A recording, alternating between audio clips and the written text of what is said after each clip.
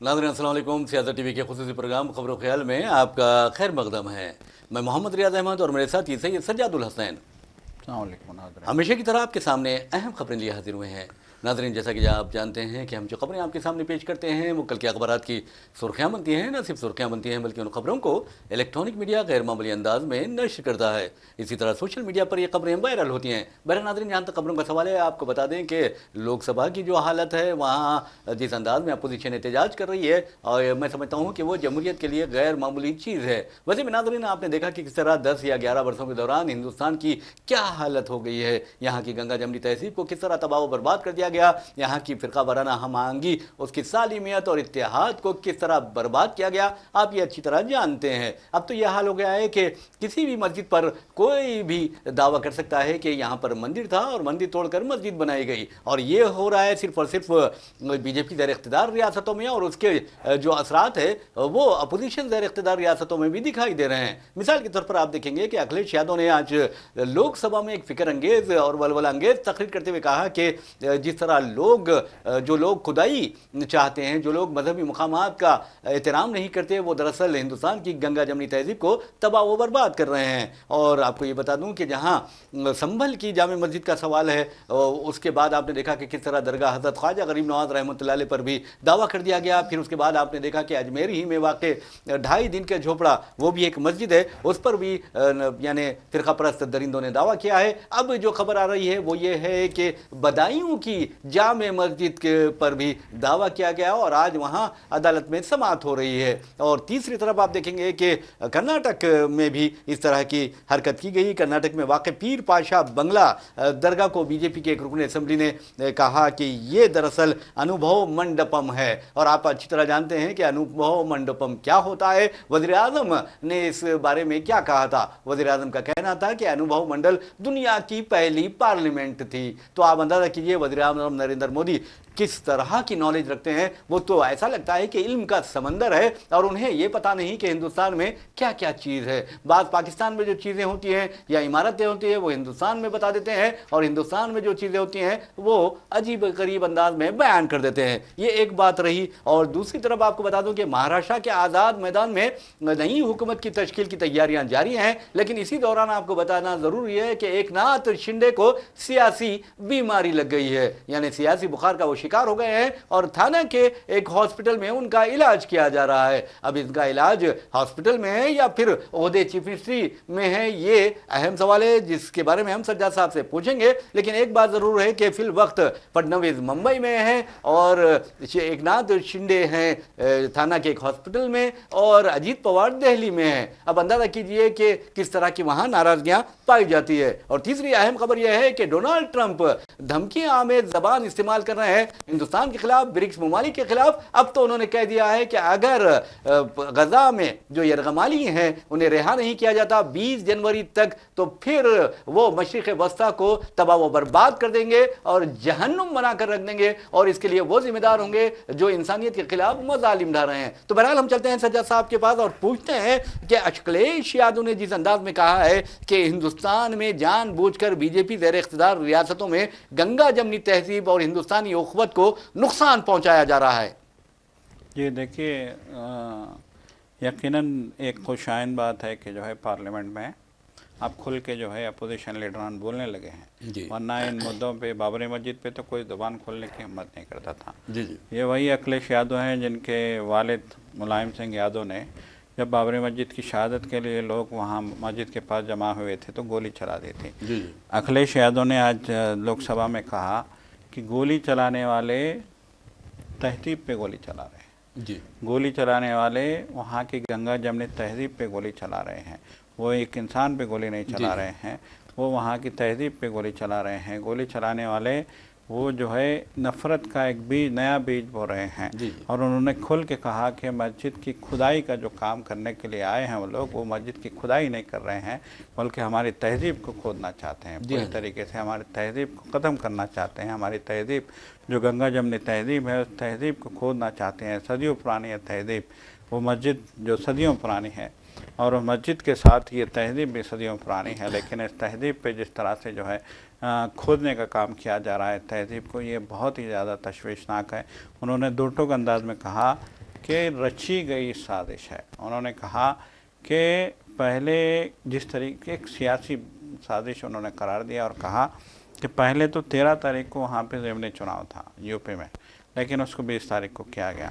फिर 19 तारीख को जो है अदालत का फ़ैसला आता है कि मस्जिद का सर्वे होगा। फिर उसके बाद 19 तारीख को हालात ख़राब करने की कोशिश की गई, लेकिन इलाके के मुसलमानों ने जो है समझदारी का मुजाहरा किया, मस्जिद के ज़िम्मेदारों ने समझदारी का मुजाहरा किया और फिर मस्जिद की कमेटी ने भी समझदारी का मुजाहरा किया और उनको जो है सर्वे करने दिया गया अमन के साथ। लेकिन उसके बावजूद उनके पेट में जो है मरोड़ होती रही और फिर वो 24 तारीख को पहुंच गए।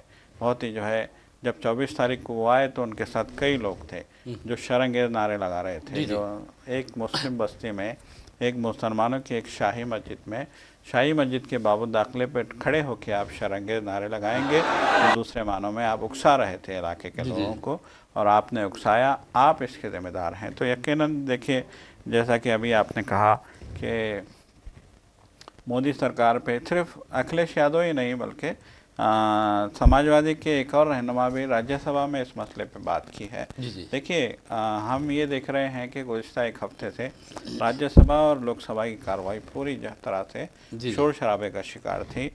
अपोजिशन चाहती थी कि संभल के मामले पे, अडानी के मामले पे और फिर जो है मणिपुर के मामले पे जो है बहस का उनको मौका दिया जाए, उनको बात करने का मौका दिया जाए, लेकिन कुर्सी सदारत की तरफ से उन्हें इजाज़त नहीं मिल रही थी, मुसलसल इजाज़त नहीं मिल रही थी, जिसकी वजह से ऐवानों की कार्रवाई जो है पूरी तरीके से जो है नहीं चल पा रही थी। लेकिन बाद में जो है स्पीकर और अपोजिशन के बीच इस बात पे इत्तेफाक हुआ। स्पीकर ने कुछ मसाइल पे बात करने की इजाज़त दी अपोजिशन को, तो उसी कुछ मसाइल में संभल का भी मसला था जिस पे आज अखिलेश यादव ने पार्लियामेंट में, लोकसभा में खुल के बात की और जो है उन्होंने बीजेपी के जो है अरकान से सीधे सीधे इल्ज़ाम लगाया बीजेपी के अरकान पे कि वो जानबूझ के जो है इस मुल्क में, इस मुल्क की गंगा जमुनी तहज़ीब को ख़राब करने की कोशिश कर रहे हैं और जानबूझ के मस्जिदों को निशाना बनाया जा रहा है। यकीनन ये एक खुशाइन बात है। देखिए, इससे पहले तो ये हालात हो गए थे, हम देख रहे थे कि इलेक्शन से पहले की अगर हम बात करेंगे, आम इंतखाबात से पहले की, जब बीजेपी पूरी तरीके से ताकत के साथ इख्तियार में थी तो अपोजिशन के रहनुमा भी जो है इस मसले पे, मुसलमानों के मसले पे बात करने से कतराते थे। जी हाँ, बिल्कुल। लेकिन अब मस्जिद के मामले पे अखिलेश यादव ने खुल के बोला। गुज़िश्ता रोज़ हमने देखा कि लखनऊ से जो कांग्रेस के सदर हैं अजय राय, वो जो है बाज़ाब्ता एक वफ्द के साथ शाही मस्जिद की तरफ आए, उनको रोक दिया गया। इसमें कोई शक नहीं कि उनको जो है संभल आने नहीं दिया गया, रास्ते ही में उनको रोक लिया गया, उनको हिरासत में ले लिया गया और उनको जो है वहाँ से भेज दिया गया वापस। लेकिन कांग्रेस के लीडरों ने भी कहा कि ये जो संभल में जो काम हो रहा है ये गलत काम है, ये साजिश है, ये मुसलमानों के ख़िलाफ़ साजिश है, ये जो है एक सिस्टम के ख़िलाफ़ साजिश है, ये बीजेपी की नफ़रत पैदा करने की पॉलिसी है। अब हम देख रहे हैं कि अजमेर की जो है दरगाह पे, आस्थाना है ख्वाजा गरीब नवाज़ पे जिस तरीके से जो है दावा ठोका गया है, सारे मुल्क में इसकी मजम्मत की जा रही है। बीजेपी अब इस मामले पे उल्टे कदमों जो है पलटती नज़र आ रही है, बैकफुट हो गई है, बिल्कुल बैकफुट पे आ गई है। बीजेपी जो है इस मामले पे ऐसा मालूम हो रहा है कि वो हलक की हड्डी बन गया है। पहले तो ये हुआ कि संभल का जैसे ही वाक़या हुआ, जैसे ही जो है वहाँ पे शहादतें हुई, बहुत ज़्यादा आपने देखा कि जो है मीडिया वालों ने, गोदी मीडिया ने बहुत हाइप दे दिया था, उसको उछाल दिया था, बहुत हंगामा कर दिया था कि पत्थरबाजों पे ऐसा हुआ है, पत्थरबाजों ने ऐसा किया है, पत्थरबाजों ने ऐसा किया है, पुलिस को मारा है, 25 पुलिस जवान जख्मी हुए, पत्थरबाजों ने पुलिस को मारा है, इस तरह की जो है खबरें चल रही थी। उसके फौरी बाद अजमेर पे जो है दरख्वास्त दायर की जाती है। फिर 2.5 दिन के झोपड़े पे जो मस्जिद है, जो एक तारीखी मस्जिद है, अजमेर की दरगाह से महज 500 फीट की दूरी पे जो है, खूबसूरत है बहुत, जो बिल्कुल तारीखी मस्जिद, मोहम्मद जो है गौरी ने मस्जिद बनाने के लिए कुतुबुद्दीन ऐबक को जो है अहकाम सादिर किए थे और 2.5 दिन में ये मस्जिद बनाई गई थी, इसीलिए इसको 2.5 दिन का झोपड़ा इसका नाम है। कहा जाता है, देखिए अल्लाह आलम बिस्सवाब, कहा जाता है कि इस मस्जिद की तामीर में जिन्होंने भी हिस्सा लिया, 2.5 दिन में बनी हुई, बिल्कुल 2.5 दिन में कैसे बनेगी? अजीम शान मस्जिद, बुलंद जो है इमारत है। अब वहाँ पे लोगों का ये बोलना है कि जिन्होंने जो है जो पत्थर मिले लगा दिए, उसमें मंदिर के भी पत्थर हैं और सारे जो है आसपास। देखिए इससे पहले भी बात हुई थी, आपको भी याद होगा, ज्ञानवापी मस्जिद के मामले में माहिरीन का कहना था कि जब औरंगज़ेब आलमगीर की जानिब से वहाँ पे जो है, वहाँ एक मंदिर में जो है एक मसले पे जो है वहाँ पे कार्रवाई की गई, हिंदू बहनों को वहाँ पकड़ कर रखा गया था, उनकी जो है इज्जत खतरे में पड़ गई थी, तो औरंगज़ेब आलमगीर के हुक्म पे वहाँ पे जो है धावा किया गया था। तो उस इलाके में एक मस्जिद बनाने की भी जो है काम किया गया था। तो देखिए माहिरीन ने कहा है कि गंगा जमनी तहजीब इस कदर जो है बेहतरीन हुआ करती थी औरंगज़ेब दौर के दौरे, रहमतुल्लाह अलैह के दौरे जो है इक़्तिदार में, कि हिंदुओं और मुसलमानों ने मिल के ज्ञानवापी मस्जिद बनाई थी। और देखिए जाहिर सी बात है, वो जो है चाहे हम वाराणसी की बात करें, चाहे हम जो है यूपी के दीगर इलाकों की बात करें, वहाँ मंदिरें, बहुत कदीम मंदिर वहाँ पे वाक़ हैं और हज़ारों साल पुराने मंदिरों के खंडर भी वहाँ मिलते हैं और उन मंदिरों के पत्थर भी वहाँ पे बिखरे हुए थे। तो लोगों ने उन पत्थरों का इस्तेमाल किया कंस्ट्रक्शन में। अब उन्हीं पत्थरों को आप बेस बना के ये मंदिर के पत्थर हैं, ये ऐसा है, ये वैसा है, ये इस तरह से, इस तरह से, वही अब हम 2.5 दिन के झोपड़े में भी हम देखते हैं कि मंदिरों के पत्थर इस्तेमाल किए, हमने खुद वहाँ देखा है, खूबसूरत मस्जिद है वो, बिल्कुल बिल्कुल। देखिए मंदिरों के पत्थर भी वहाँ पे इस्तेमाल किए गए हैं। तो ये गंगा जमनी तहजीब का जो है एक नमूना है कि आपने मस्जिद भी बनाई तो उसमें मंदिर के पत्थर भी इस्तेमाल किए, और आज उन्हीं पत्थरों को जो है निशान बुनियाद बना के आप ये कहते हैं कि यहाँ सर्वे करवाइए, आप कहते हैं कि वहाँ सर्वे करवाइए, आप कहते हैं कि यहाँ मंदिर था, आप कहते हैं, ये अहमकाना बातें हैं। जब एक कानून बन चुका है 1991 में, जब पार्लियामेंट में एक कानून बन चुका है कि 1947 से पहले जो इबादतगाह, चाहे वो दरगाह हो, चाहे वो मस्जिद हो, चाहे वो मंदिर हो, चाहे वो गिरजाघर हो, चाहे वो गुरुद्वारा हो, चाहे वो जैन मत का जो है इबादतगाह हो, चाहे वो बुद्ध मत की इबादतगाह हो, जो भी इबादतगाह इस मुल्क में 1947 से पहले की यहाँ पे आबाद है, कायम है, वो उसी जो है बिल्कुल वही वैसी की वैसी रहेगी, उसको छिड़ा नहीं जाएगा। जू का तो मौक़िफ़ जो का जो है बाज़ाब्ता जो है कानून जब 1991 में पास कर दिया गया था पार्लियामेंट में। और देखिए पास क्यों किया गया, इसीलिए तो पास किया गया कि बाबरी मस्जिद पे आपने जो है बवाल मचा रखा था। दुनिया का जो है 1947 में कहा जाता है कि अंग्रेज़ों ने एक साजिश के तहत, जब वो देख रहे थे कि जो मतलब एक है आज़ादी की तहरीक अपने उरूज पे है और इस तहरीक को लीड करने वाले ताकतवर लोग मुसलमान हैं, तो उन्होंने कहा कि इनको आपस में लड़ाओ, हिंदुओं और मुसलमानों को।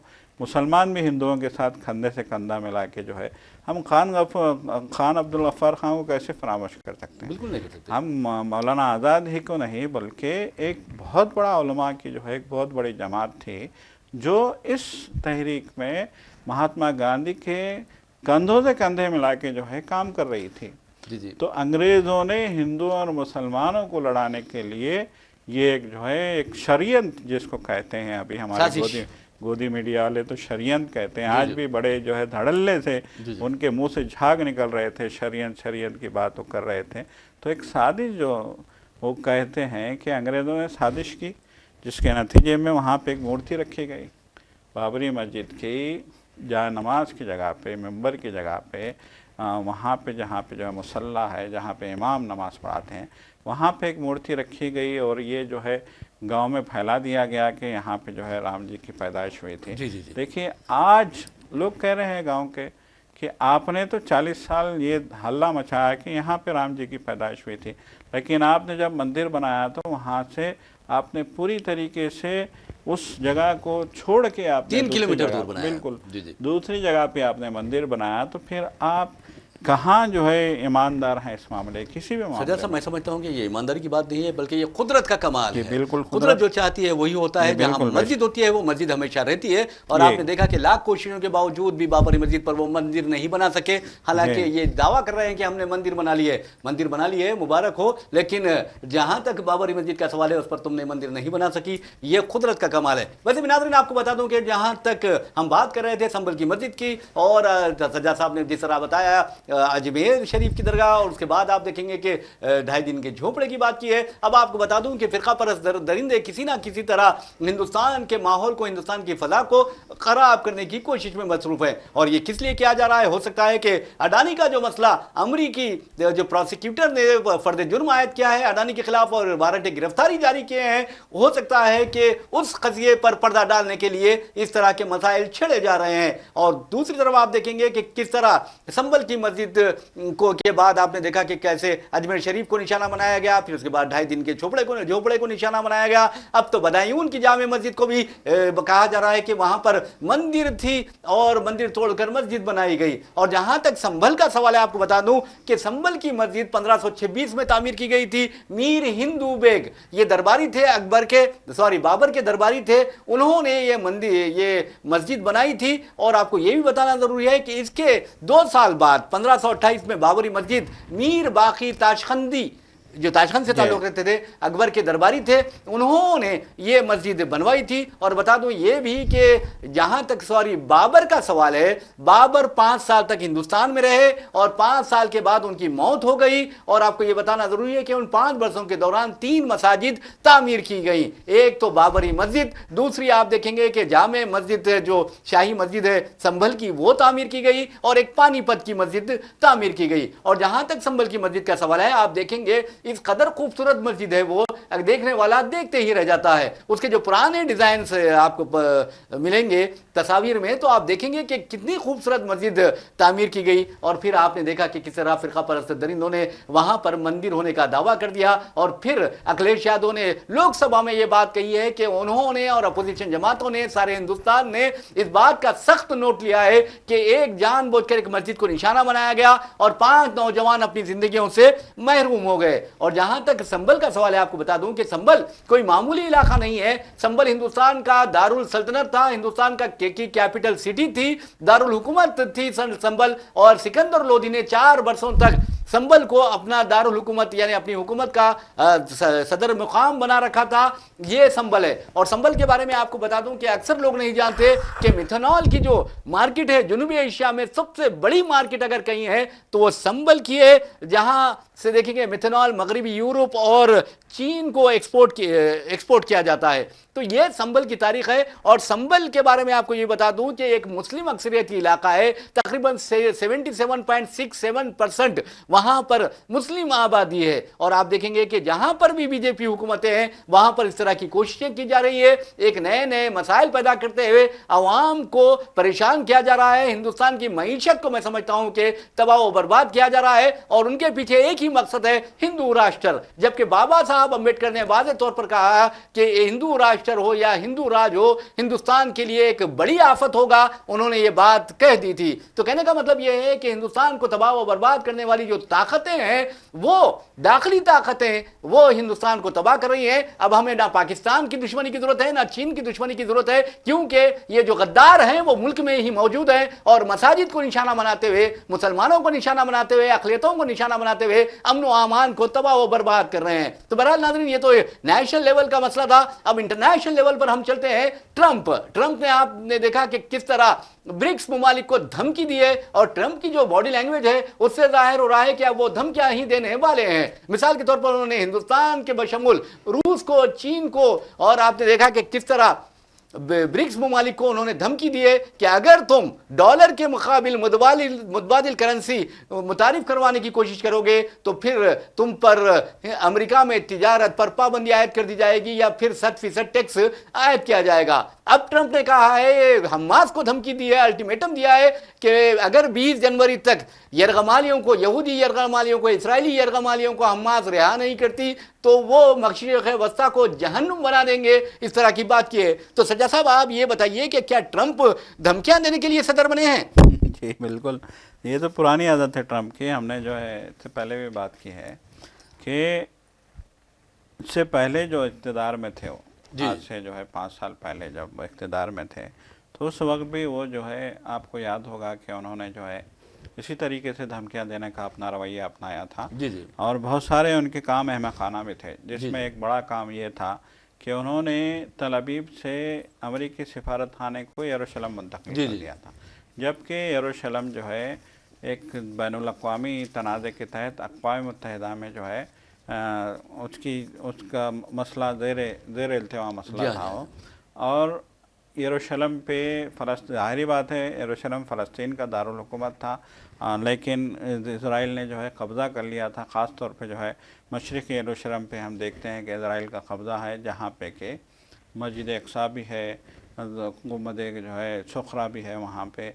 और जो है हम देख रहे हैं कि वहाँ पे जो मुक़द्दस तरीन मुसलमानों के लिए मक्का और मदीना के बाद मुक़द्दस तरीन जो है मस्जिद अक़सा, उस पर इज़राइल का कब्ज़ा हुआ था।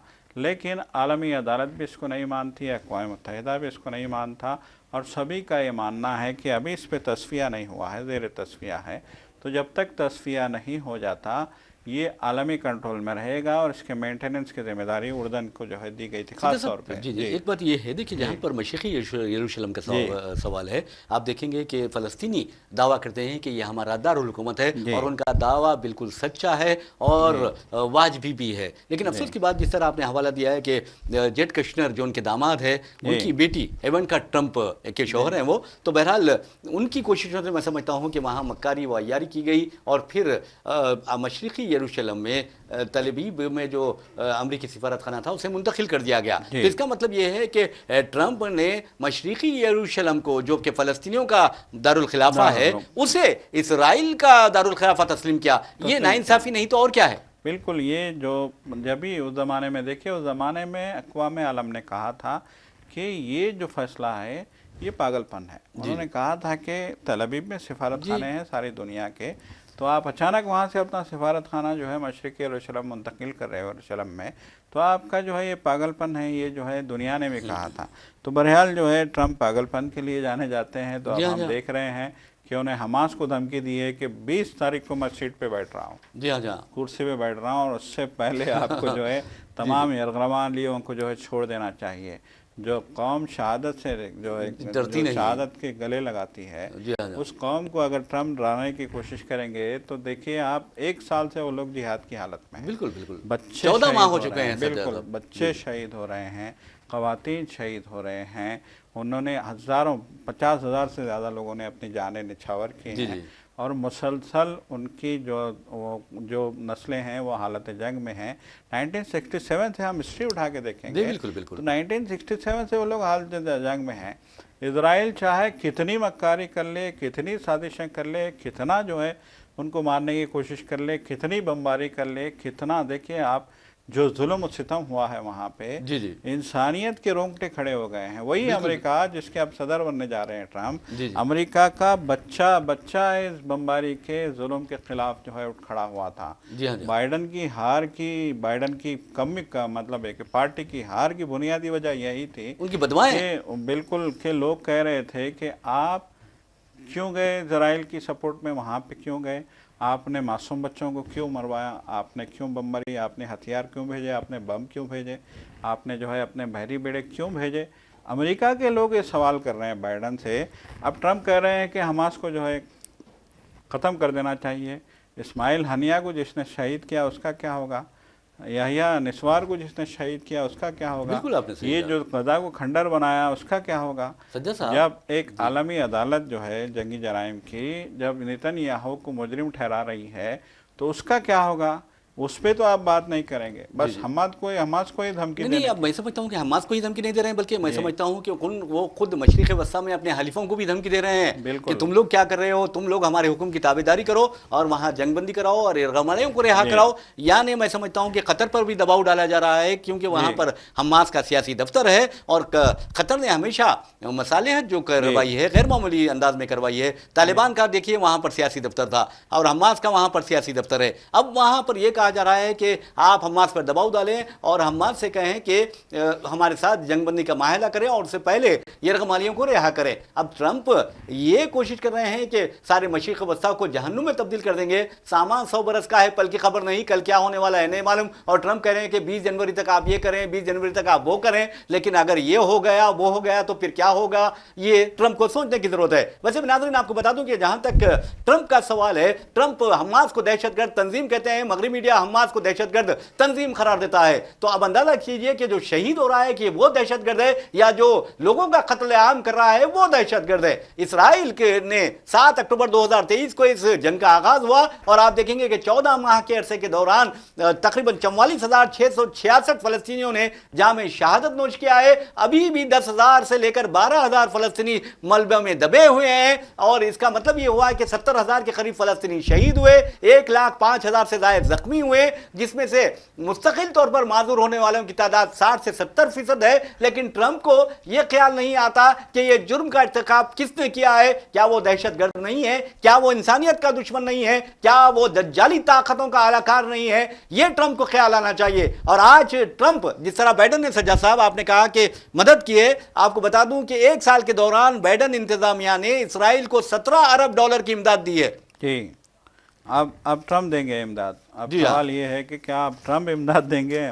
अब ये सबसे बड़ा सवाल है। देखिए, ये जो आपकी जो मतलब है कि धमकियां देना मसले का हल नहीं। जी जी, अगर आप वाकई संजीदा है मसले को हल करने में, तो पहले आप बमबारी रुकवाइए, पहले आप नेतन्याहू की जो है हड़दर्मी ख़त्म करवाइए, उसकी हाथ बंदी है आप, ये नेतन्याहू के जो है उसको गिरफ्तार करवाइए। उसको तो जो है जब अदालत ने मुजरिम करार दे दिया है तो फिर उसको इक़्तिदार में रहने का जो है इख्तियार है ही नहीं।